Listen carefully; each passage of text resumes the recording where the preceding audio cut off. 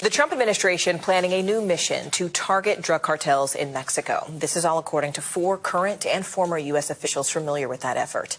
The operation would include American troops and intelligence officers on the ground striking drug labs and cartel leaders south of the border. This would essentially open a new front in the president's military campaign against cartels, which is thus far focused on strikes against alleged drug-carrying boats. Well, on Saturday, Secretary of Defense Pete Hegseth announced what appears to be the 15th boat strike in the Caribbean.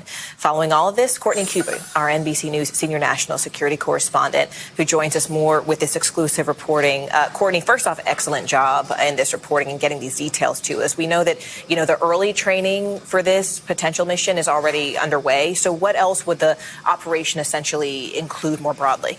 Yeah, so as you mentioned, Morgan, this would be primarily U.S. military, specifically from Joint Special Operations Command, combined with CIA intelligence officers. So the mission itself would be under what's known as Title 50. That's an intelligence-driven operation. So rather than necessarily being under the command of a military officer, it'd be an intelligence official or intelligence professional who would be running this mission. But what's really notable about this new planning is it would be largely the U.S. military and these intelligence officials using drones to target drug labs, cartel members, cartel leadership.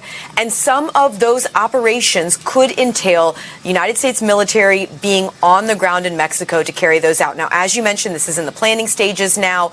The president still has not given the final go-ahead for this, but the fact that they are planning for this is also notable here. At this point, nothing is imminent, but they are still working through those plans, Morgan. Okay, so not imminent, but this mission would break tradition when you consider past administrations who have supported fighting against drug cartels, but they have not taken direct action against them. So what are officials saying about, what is considered a more aggressive approach?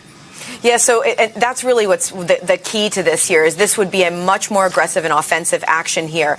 We did ask a senior administration official about this reporting, and they said that the Trump administration is committed to utilizing an all-of-government approach to address the threats cartels pose to American citizens. So not denying that this is under consideration. Again, we have to say this operation is not imminent, but the Trump White House and the officials we spoke with said, look, they're working through the plans on this, and if it gets the final go-ahead, this would be a much more aggressive action than we've seen from the United States, specifically from the United States military against cartels in Mexico. Morgan. Wow. All right, Courtney Kube for us. Courtney, thank you.